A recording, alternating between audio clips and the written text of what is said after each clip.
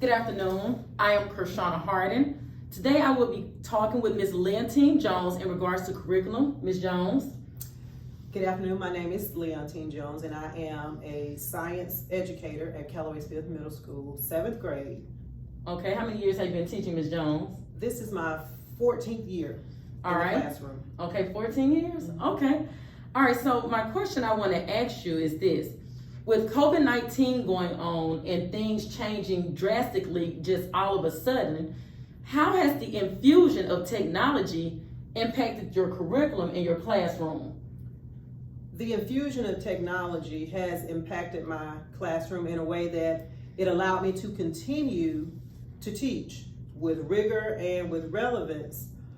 Adversely, though, technology has been a tool that some of the students were not able to use because they were just so quickly thrown into technology. They didn't have an opportunity to use it properly. So therefore, when in the classroom, you didn't get the amount of reception from students. They would not log in, or they would log in. They would use excuses as to why not to use the technology, and they would just use the technology improperly. So that was an adversely affected our classroom curriculum. But otherwise, I think that technology is what it is. It is something that helps man made by man, and it helps to advance man. So we wanted to use it as an advancement for the students. Okay, thank you. So basically, from the teacher perspective, the infusion of technology was positive. Right. But since our school, so to say, didn't necessarily have as much technology before COVID, Right. on the student side, it was more negative. Right. All right, so let me ask another question. Do you think that teachers are involved enough in making decisions with curriculum? I think you used to, in the summertime, work with the department head with curriculum. Are you all's ideas actually used? Are they being used, or is it just a meeting and you all are leaving? How does that go with building curriculum? In my experience with building the curriculum, it is based on what we received from the prior years, and it's also based on what is the concerns of the district at the time. Are there new things that they're pushing out for the new year? And we also think about new teachers when we're building the curriculum, how they making it not making it less complicated for them to get started in this curriculum. So it's a lot of information during the summer that we receive in curriculum writing, and it is filtered down to the other teachers, and it comes directly from the science supervisor. So we get the information. It's a plethora of information, and we try to push it out. And it's also suggested. It's suggested information. The teachers don't have to use it. However, it's vital if they do. And we try to do our very best in getting them as much of information they won't have a problem with a lesson, or they can just move with ease right into a lesson with students. So it is worth the while to use that information that we get, or that we create during the summer in a science curriculum. I know for a fact.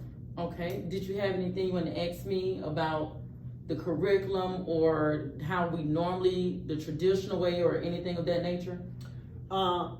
Traditional, and there's so many things now that sometimes we do need to get back to. We can't forget about the traditional way of teaching, and because there are so many other types of other strategies to use, they're always still good. New strategies are good. When an old strategy doesn't work, we always want to go back and reflect and look at that strategy and see how we can improve that strategy. So if there are new strategies, we do want you all to bring those strategies to us, in that we can be able to implement it with the help of our administration to come in and help us with those new strategies. And are there any right now that you think would help us in the science curriculum? Well, I know one thing, especially in science, that I've just learned here recently was about inverting the curriculum.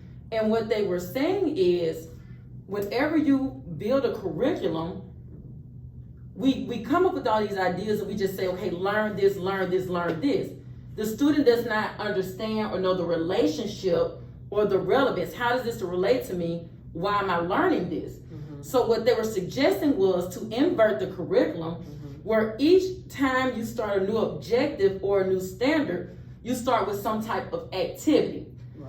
An activity that would interest the student, that would make them say, oh, okay, we use this, or oh, okay, I understand how this relates.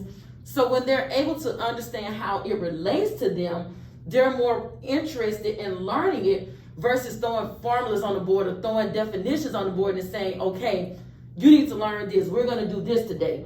So what they're saying is to invert the curriculum versus coming in and saying, okay, today we're gonna learn about sales. What is a sale? You have to let the children know how this relates to them. Right. And I actually think that in science, it may be a lot easier to invert the curriculum. And also, I think from my understanding, when inverting the curriculum and giving them an activity from the beginning, even if they don't fully understand or get the activity correct, you can still start with the activity because you can always go back and revisit it after you have taught it. So I think that inverting the curriculum, especially in the science classroom, is beneficial. I think that it's something that would get the students interested, that would make them say, wow, I never knew that. And they'll say, okay, well, let me see, how does this work? How do we go about doing this? And I think you mentioned something about ABC, that you may have done that before. Right, that's, and that always is good. It's always to have a catcher or something to engage them, whether it be a lab or whether it be an observation, whether it be a video, a tutorial, something that, as you said, spark their attention. Students have to be able to see themselves within that. We have to have kids buy into this education. Yes, ma'am. So therefore, we often want to pull them in. Yes, ma'am. And we want to pull them into the lesson, and then so they can see themselves in the lessons. So yes, if we do that, get that hook or that engagement or that inverting that curriculum, I think that's always a strategy that we can try. It is something that it sounds like we've done. The ABC, activity before content, 5 E's, we use that as a curriculum where engagement does that, gets them right into the lesson.